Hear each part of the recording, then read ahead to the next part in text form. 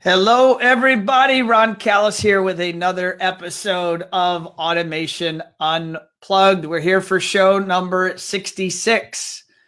Today is Wednesday, February 27th. It is one day before my wife's birthday, so that's a very important day tomorrow. And it is about 12:30, a little bit after 12:30. And I hope all of you folks are having a great day and a great week. Let me go ahead and, as I usually do, let me go over to Facebook and make sure that everything is working correctly and that we are live streaming. If you are watching this recording, thank you for watching. Many of you, the majority of you, will be watching after the fact, after we've already gone live. So appreciate you watching and listening. And all right, so for today's show, we are going to be talking with Sean Weiner of Starr Systems Design, or Starr System Designs.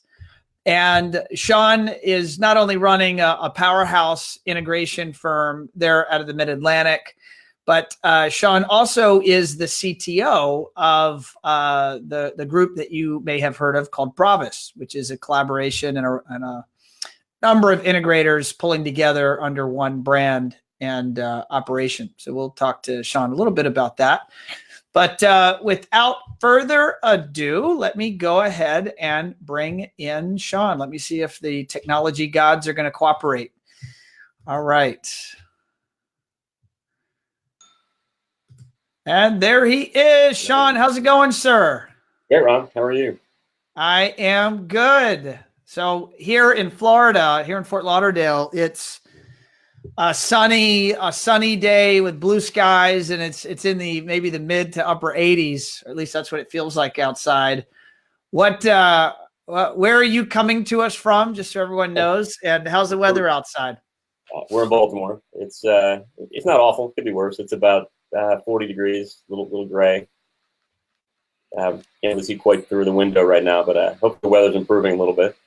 Any snow on the ground? Not much left. There's a couple piles in the parking lots, but most of it's melted from last week.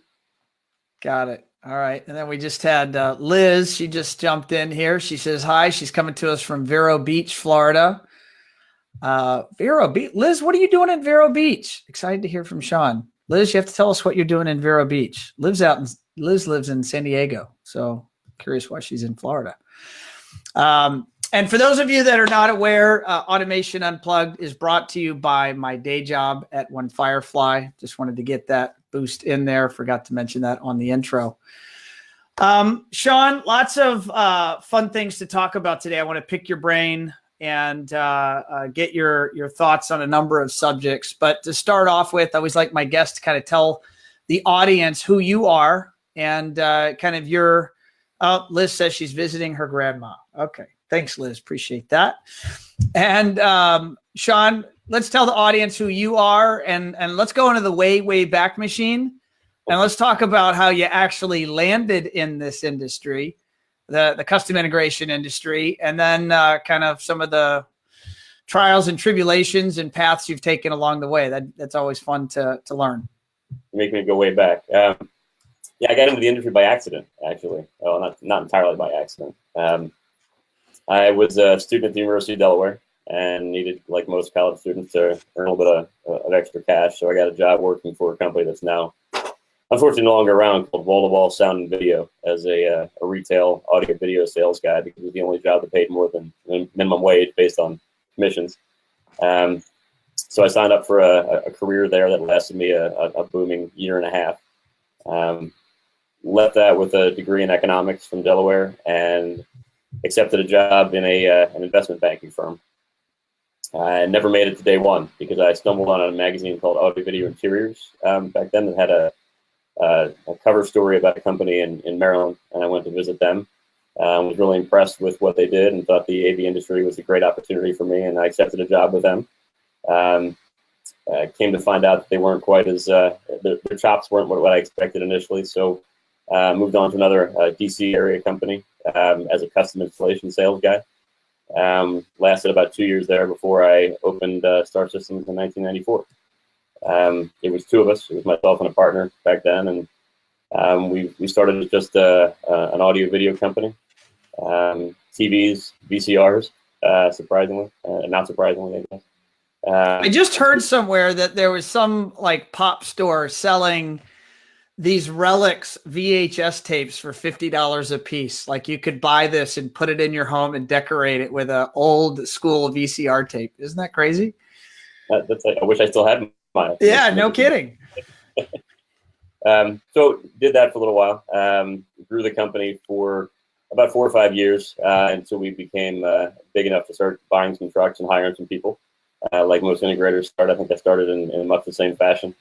We had some fantastic clients and some great trade partners to work with, and we were very fortunate that we had some great employees who did some awesome work, and our reputation helped us grow. And in the early 2000s, I guess about 2004, 2005, we brought on electrical contracting as part of our business, and that sort of set our trajectory at a little bit steeper slope. We've grown quite a bit since then, and that's been a real boon for our business and a really good opportunity for us to pursue.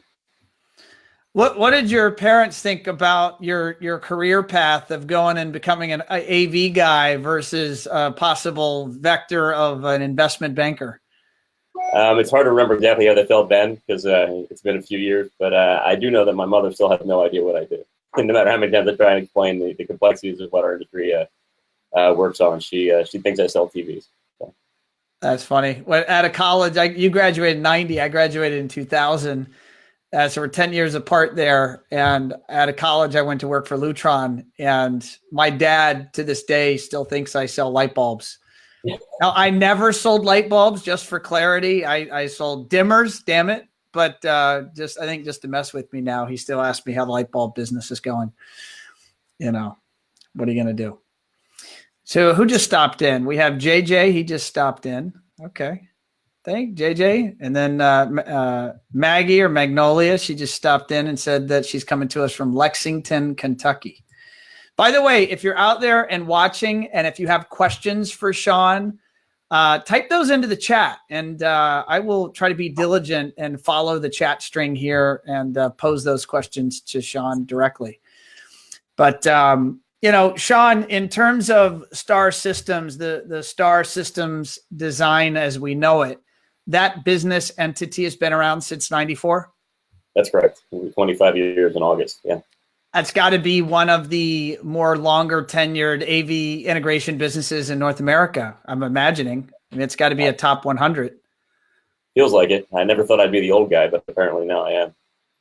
Yeah, that's just kind of what happens when you last long enough. That's funny. So tell the audience what a typical project is for you. Just so, like, what type of projects? Because you could do big jobs, you could do little jobs, you could do volume, you could do fewer. Kind of what is the DNA of the typical types of projects that your firm takes on? Yeah, there's really three main buckets we fall into. We do both small and large integration projects. So we have done some, I think what you'd expect from the CI industry.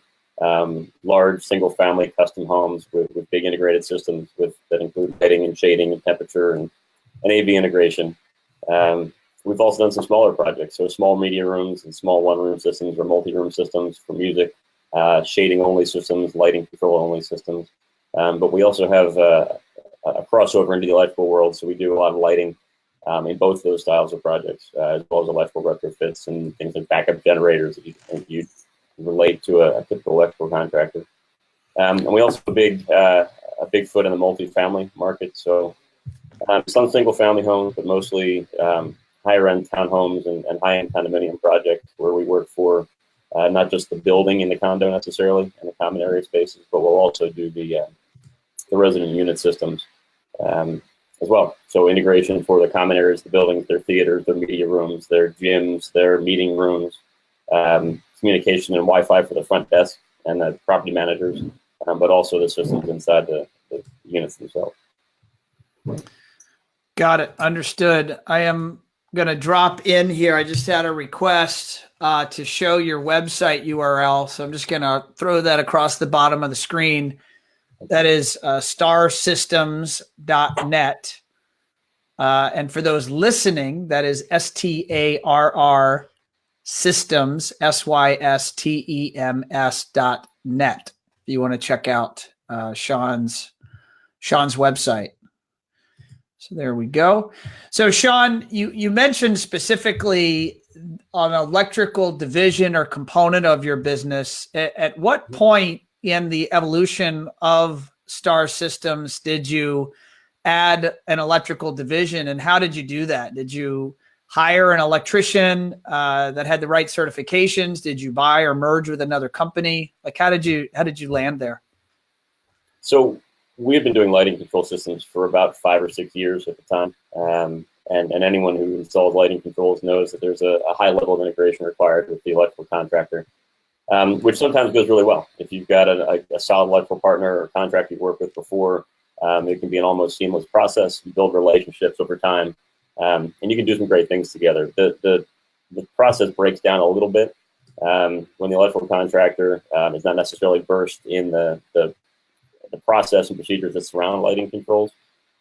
Sure. And there have been times where they just didn't go quite as well as we'd expected. And I'd worked with one of those electricians for a long time who was fantastic, who left the residential world and sort of dove into some commercial electrical business for about 3 or 4 years. And we had lunch one day. We met for lunch. We were good friends from a few years back. And I mentioned some frustrations I had with electricians who didn't quite understand the process of lighting control, who didn't necessarily follow the path or the protocol that we'd laid out. And we talked about what it would be like to partner together to work on electrical systems as well as low voltage systems. And the discussion that should have been a half-hour lunch turned into about 3 hours worth of talk about all the great benefits that can come by rolling electrical contracting into what we currently do. Everything from the lighting control and lighting fixture side all the way down to who puts the TV or the electrical receptacle behind the television that we're going to mount on the wall. So we had a few more conversations, and we decided it would probably be a great idea to work together. So he came on board as an employee, and we recruited a couple electrical employees, electricians. We had some people who were versed in both the technical electrical side, but as the low voltage side of things as well. So neutron programming, integration with third-party control systems, and it started to grow from there. So we wanted to start. We didn't have an intention necessarily of going on to the full-blown electrical contracting firm. I think what we thought was we would take on the electrical portions of the larger projects that really were a good fit for us. But because of his relationships and our builder relationships, we got a lot of requests to provide the full electrical service, not just a higher level of lighting control system integration. And that turned into a few electrical bids for projects, into a few electrical projects. And apparently we've done well enough in terms of our ability to design and deliver systems that we've gotten a lot of requests for more, and it grew into a full-blown electrical contracting business where I think we have upwards of 20 electricians on staff now. Wow. Will you? Now I'm getting a little bit of an. Do you hear an echo? Sounds okay. Okay. Yes. Do you take on projects where you'll do electrical and not do a lighting control system, or is it you're exclusively deploying your electrical people and capabilities on CI projects? Initially, we did not. We wanted to have the low voltage lighting control portion as well as the electrical portion, but now absolutely we do. We take on electrical projects, and in fact, we work with other integrators sometimes where we're handling the electrical side of the installation, and they'll take care of the lighting controls and the AV system. Got it. And then what's your current mix of resi projects versus commercial? Do you focus on one or the other, or do you take on both? The only commercial projects, well, there's some small restaurant business, but most of the commercial projects we undertake are the common areas of these multifamily condominium projects. But virtually all of our business is residential or has a residential element. So even the condominium projects have residential clients in them. So I would say that we're 100% residential, but that's probably overstating. Maybe we're 90% residential. 10% Sure. You put yourself out there as a residential focused entity, but you pick up some commercial, along the way. Is that exactly? Yeah. Okay. And in your business today, because I like to keep these when I can because I want to ask you so many questions, but I like to keep it about the people. What does your day-to-day look like in Starr Systems today? Like, what's your job? What are the needs of the company as they relate to you, the person, Sean Weiner? Like, what role do you play for the company? That's an interesting question because it's changed a little bit in the last several months. So, as you mentioned earlier, I accepted a role with Bravas as their CTO, which takes on some responsibilities right now that pull my time away from the day-to-day at Starr. I've been very fortunate to find some people to help take over some of the responsibilities that I'm leaving behind. So I was primarily I oversaw operations, but primarily in a sales role. So I have operations staff that take care of the day-to-day scheduling and installation and service and those types of elements. My role with Starr primarily right now is in business development and more CEO type responsibilities, but driving vision, looking at financial driving goals, setting parameters for the company, looking at new markets, looking at new opportunities. And then the rest of my time is spent with Bravas initiatives right now.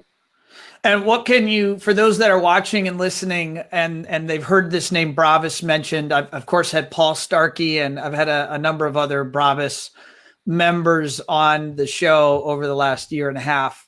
I think Paul's been on maybe the most. I think I've had him on 3 times or so onto the show. But for those that are new to the subject, what can you tell them and where could they go to learn more about Bravas? We do have a website. It's bravas.com.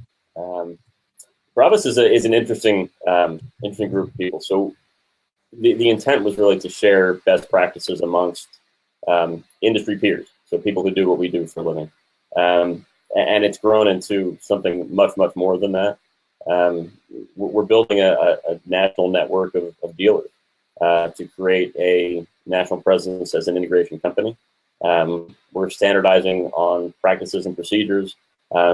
We've gone way beyond sharing ideas. We're actually implementing those ideas and building systems around everyone's best practices. So it's amazing what you can learn when you get together with a group of other dealers and start cherry picking the best methods of doing things from each one of those locations. Some are strong in operations, some are strong in marketing, some are strong in engineering and design, some are strong in sales, some are strong in networking events. And I think as a group, we've all improved in each one of those categories just by being associated with one another. Oh, well, that's awesome. As you know, I've been a fan and an advocate of what you guys are doing. You're certainly innovating and trying to act differently as opposed to the status quo. So I think can be scary and at the same time quite admirable. And I'm rooting for you guys.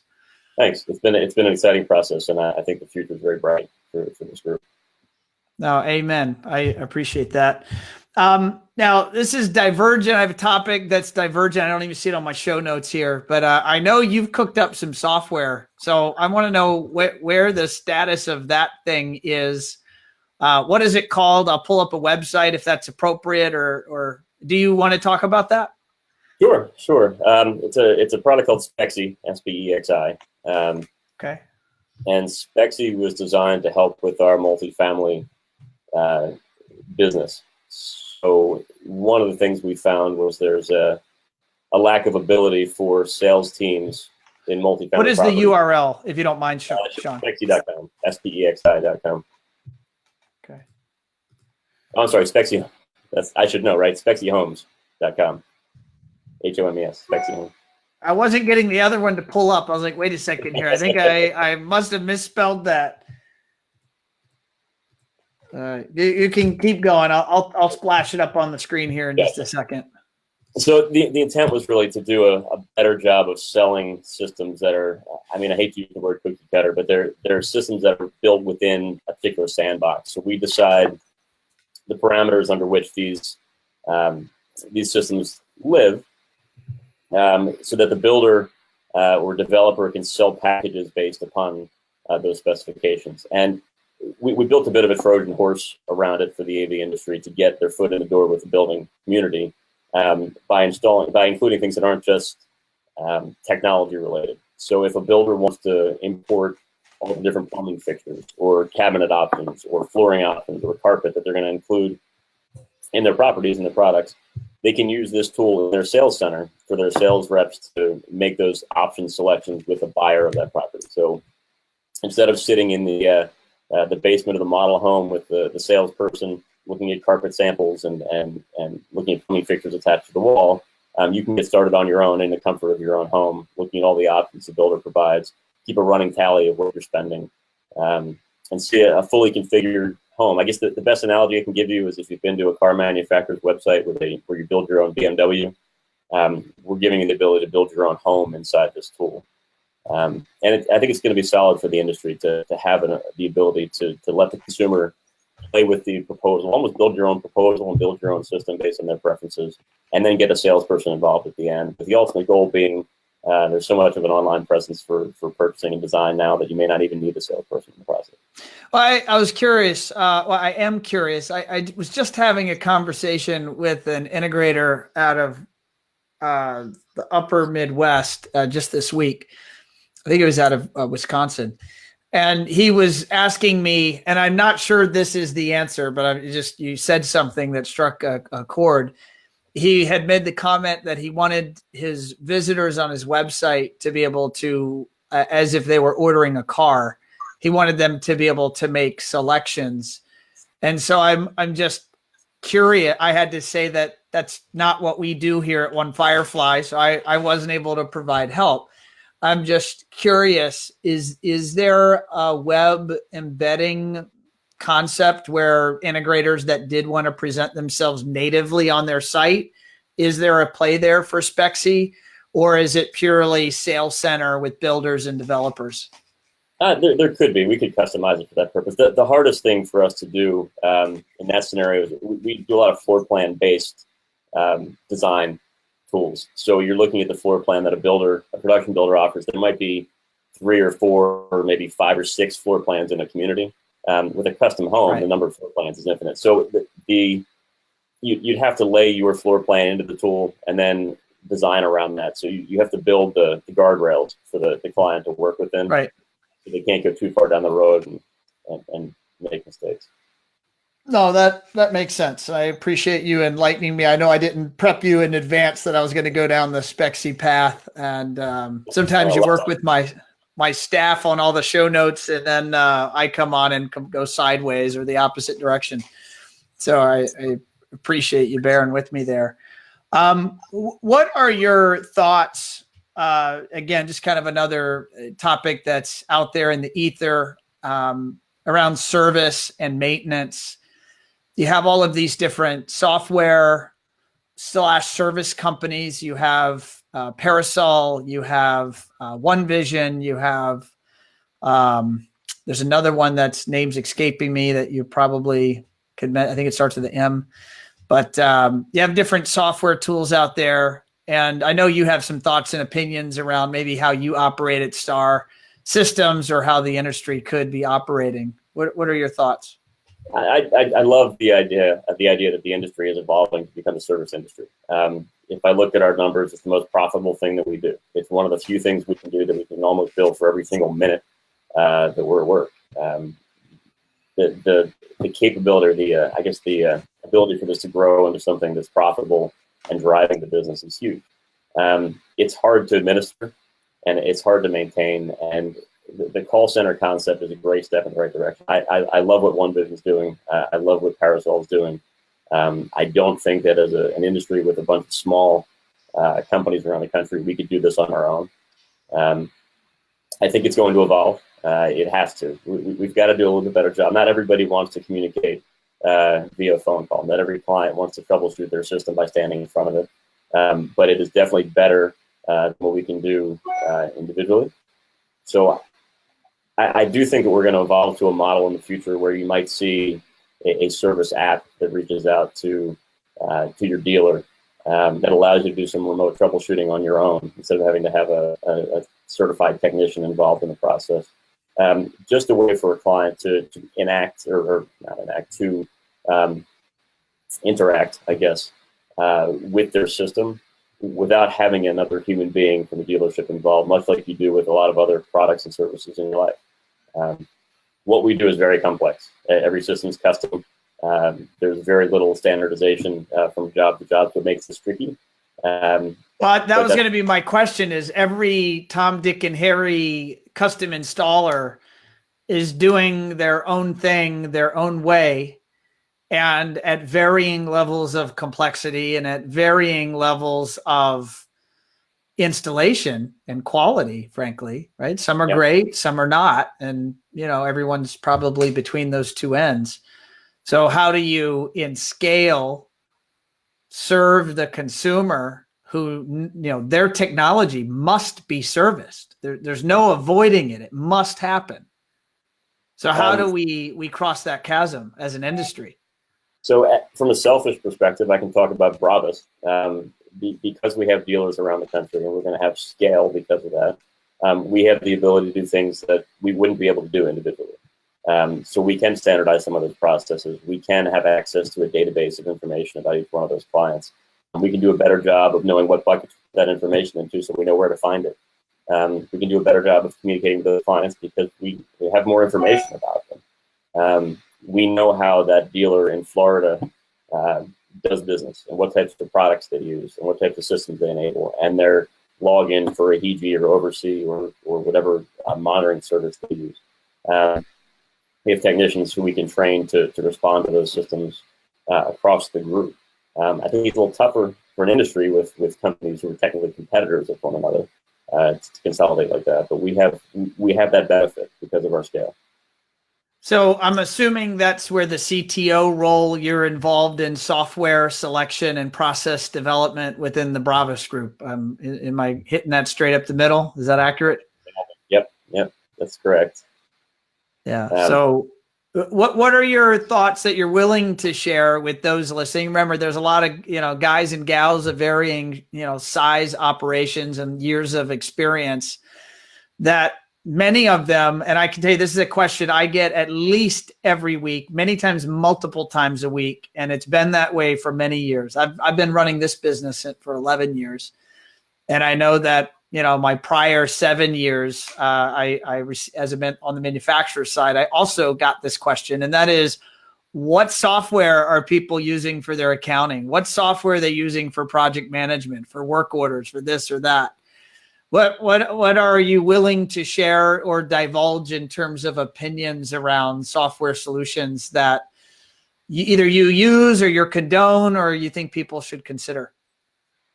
So I've been working on this for a long time. I put a slide up in a presentation I did about 2 weeks ago with a list of all the software products we've evaluated in the last 6 months, and I could barely fit them all on one screen. There are dozens and dozens of different pieces of software. I was very hopeful and optimistic early on that I'd find one tool that we could put everything into. And I think even the manufacturers of those tools would admit that they're probably not great at everything that they do. Every one of the industry-based tools is really good at a number of things. In some cases, one thing, in some cases, 10 things. But I got some sage advice from the people I work with in the software business who said, you'd be foolish to think that one company can do all the things that you need to do, because we're looking at everything from maintaining a CRM to marketing to service ticketing to product databases to proposal writing to project management tools to tools for installers and technicians to use on site to resource libraries, inventory control, accounting, invoicing, change orders. I could go on and on. Good tools for those. Sean, we are just having some bandwidth issues. You were coming through loud and clear, and just now we're starting to get some backup, or we're losing you. So, ladies and gentlemen, let me verify that I am still live, and then we'll see if we can get Sean back here. So bear with me here. Oh goodness, let's see what happened to Mr. Sean. Oh, Sean, there, I hear you. All right, let's see if we get you back. Can you hear me, Sean? Sean, can you hear me? Watch out, audience. I'm going to start singing. Sean, can you hear me? No, we're going to bring him back in. There he is. He's reconnecting. All right, there we go. All right, I'm back. You're back. Hey, I appreciate that. Thanks for knowing to reconnect. That was great. sometimes I get the panic text. Oh shit, Ron, what do I do? I can't see you. I'm like, reconnect, man. So anyway, thank you. You were in the middle of a very wonderful answer, and we lost you about maybe a minute ago. So if you don't mind addressing that again. Yeah. So the gist of it is that there's a lot of good software products in our industry, but the job at hand for me is to pick the best in each category. So we want to find the best CRM, the best proposal tool, the best project management tool, and we'll find ways to integrate those tools with each other.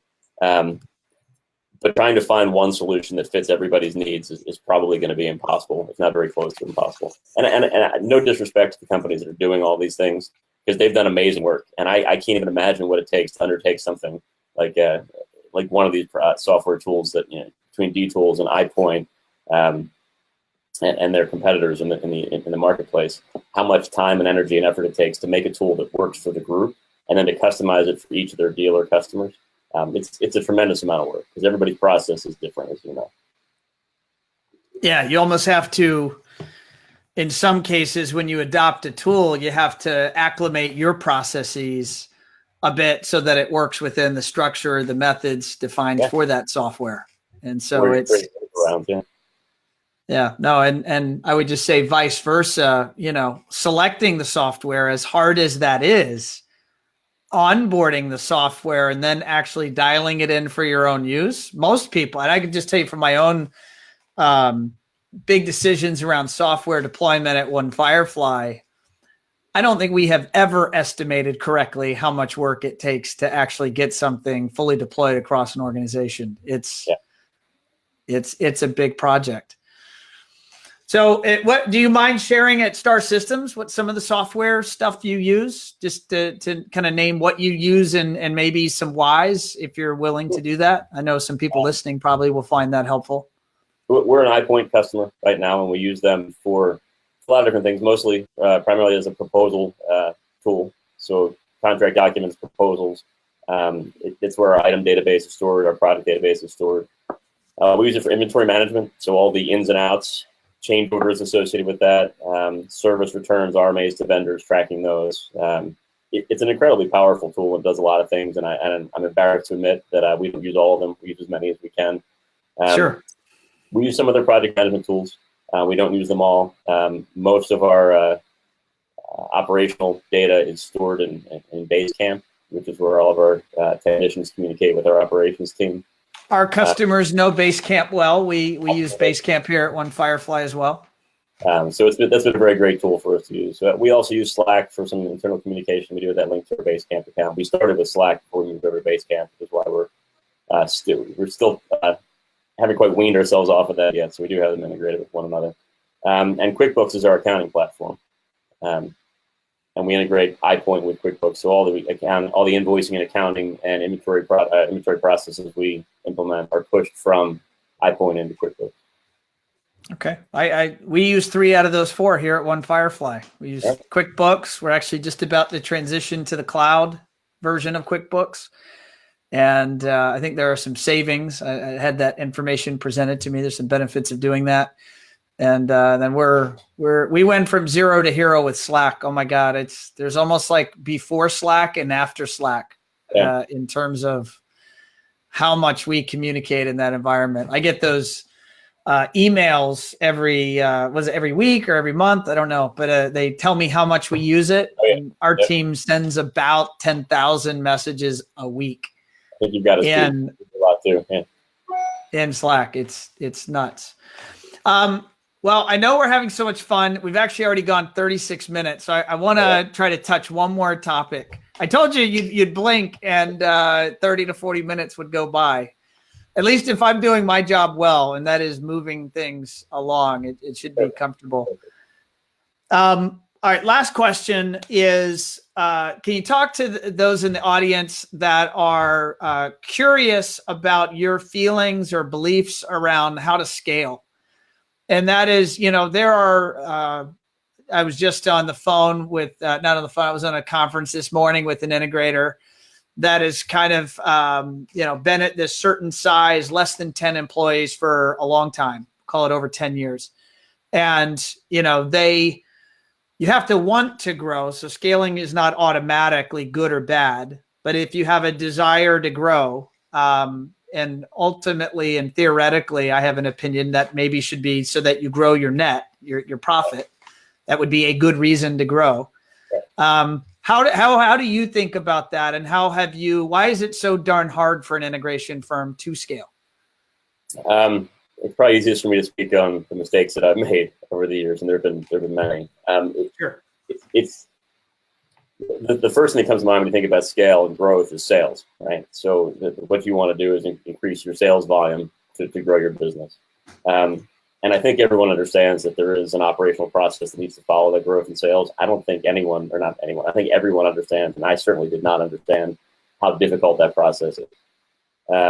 So what I didn't understand when we started to grow significantly is that I had great people doing great work and touching my clients, not inappropriately, but touching my clients all the time, and having these relationships where the client knows the first name and probably the last name and the kid's names of the people that are working in their home, and the project manager knows every single job, and the accounting people know every single client's name. When you grow, that can't continue to happen on a regular basis. The scale makes it impossible to have those relationships. And when those relationships go away, communication starts to break down. And when we started growing, there weren't tools like Slack or Basecamp to keep those communications in line. And we lost touch with one another, with our clients, not completely, but to enough of an extent that it changed the way that our business operated. And it creates stresses inside of an organization because people don't know what the intent behind the project is, or what the communication with the client has been, or even what the client's address should be, what the street address is, where they're going today, because the information wasn't shared in the same fashion it used to be, which was conversational. When there were 10 people in this building, the guys would drive up in the morning and pull up and park their cars in the back. They'd come in, they'd have a cup of coffee and talk about the day. They'd get in their vans, they'd go out, do their work, they'd come back at the end of the day, regroup, have the conversation, get back in their cars and go home. And that's a great process for a small company. It's very effective. Because communication is fantastic. There's nothing better than face-to-face communication. Yeah, all the documentation could almost seem burdensome to the smaller companies.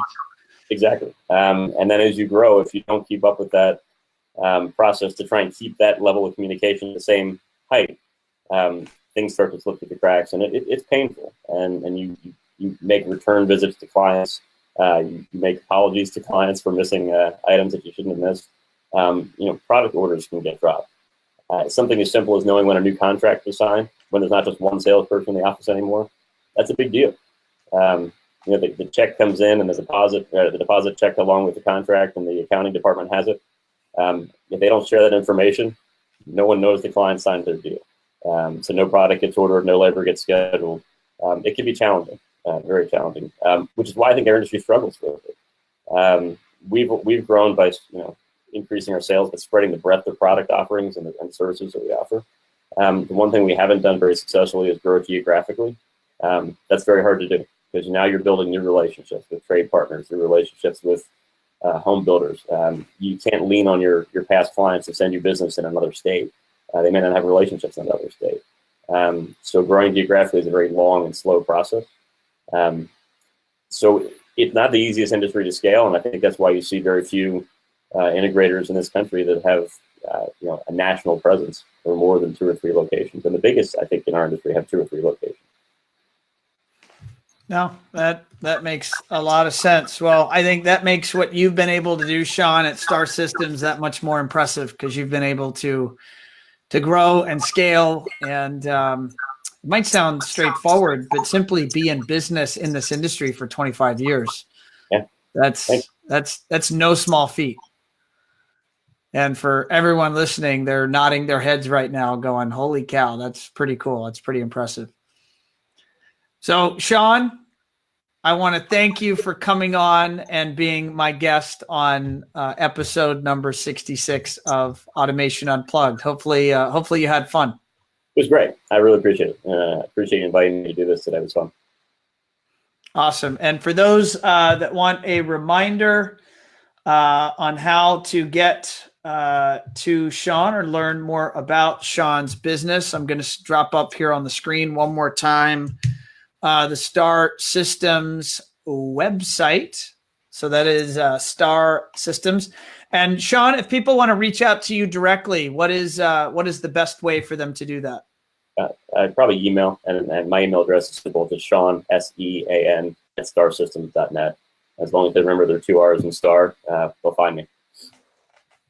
Awesome. Perfect. Well, and we did have one more comment here. I'm pretty confident Matt was talking about Starr Systems. He said, great business to see grow from the beginning. That's awesome. So, yeah, Matt was one of the original employees here a while back. Oh, is he still there now? No, Matt's he's had a couple careers that I'm aware of since he left, but that was probably 15 years ago since he's been here. That's got to put a smile on your face to see a face like that. Yeah, that's very cool. Very cool. All right, let me try to figure out how to. Oh, they changed where it is. There, I had to figure out how to hide that comment. They moved the button on me on my UI. I'm like, oh no, where's that button at? So anyway, Sean, thank you, sir. Thanks for being my guest. I'm going to sign off here. And it was a pleasure to have you on the show. And congrats on your continued success and the success with Bravas. Very cool to watch. I appreciate it. Good to see you again. Hey, likewise. Likewise. All right, folks. So there you have it. That was Sean Weiner from Starr Systems Design. Yep, Matt, he is a great guy. Here, I'll throw that up on the screen just so you can see that, Sean. So Matt's throwing some love your way, Sean. Well deserved, for sure. And so what I am going to do, folks, I am going to throw up on the screen just a reminder. For those of you that have been watching since mid last year, we started our own Instagram page here at One Firefly.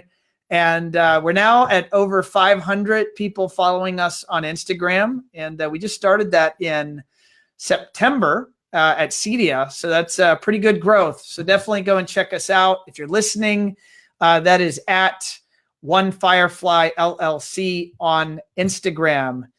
And on that note, I will see you guys soon. We will have our next lineup published on our Facebook page very soon. And I actually don't have the date of the next recording, so just stay.